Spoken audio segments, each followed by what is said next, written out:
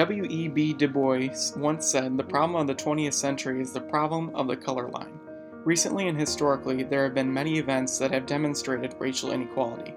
There are still many problems in schools today with students who do not receive equal opportunity in education due to their race.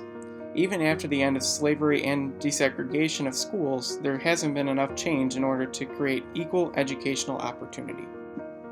After the Civil War, the Freedmen's Bureau formed in order to provide services for newly freed slaves as well as impoverished whites.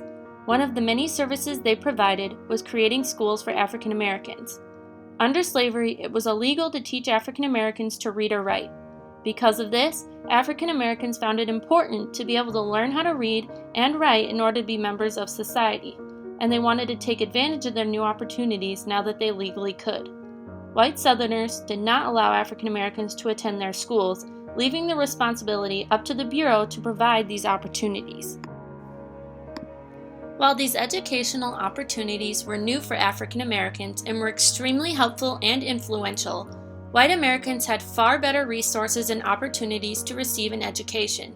For example, upper-class white Americans had access to academies and high-end educational facilities like the Lucy Cobb Institute.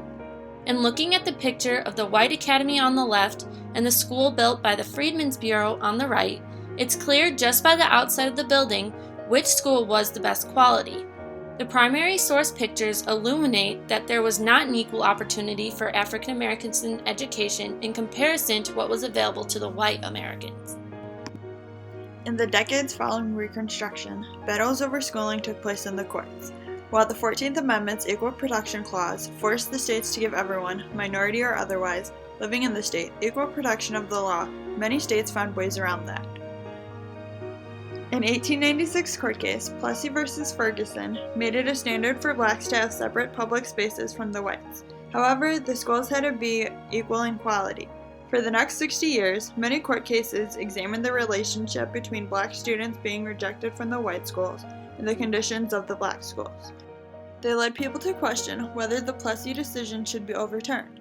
While previous cases examined the inequality in higher education, a major player, the NAACP, would get involved in a case that dealt with lower education levels.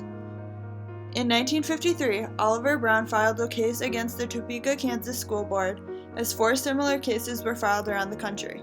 In a combined case heard at the Supreme Court, the Plessy decision was overturned. However, schools did not integrate right away. The national government had to step in instances, like the Little Rock Nine, to allow the black students into the previously all-white schools, and every school eventually became integrated. After the desegregation of schools, racial inequality and educational opportunity were still being debated. No Child Left Behind, NCLB, is one prime example that many use to point out racial inequality. The NCLB Act was signed into law on January 8, 2002. Based on the 2002 law, states must test students in math and reading in 3rd grade through 8th grade and once in high school. Under NCLB, every state must put in place a set of academic standards and a state testing system that meet or exceed federal requirements.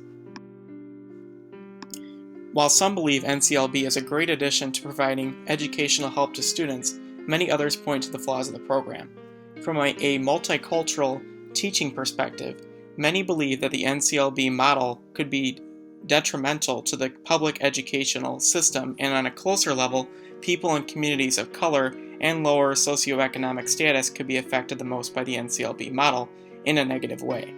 According to Carlos Ovando, professor of curriculum and instruction and educational leadership and policy studies, Arizona State University, NCLB could lead to several problems such as increasing the number of testing schools will hurt their educational performance rather than improve it.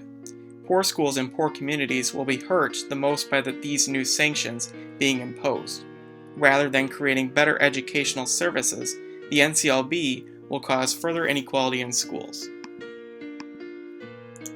The NCLB will try to push prayer, military recruiters, and homophobia into schools while pushing multiculturalism, teacher innovation, and creative curriculum reform out.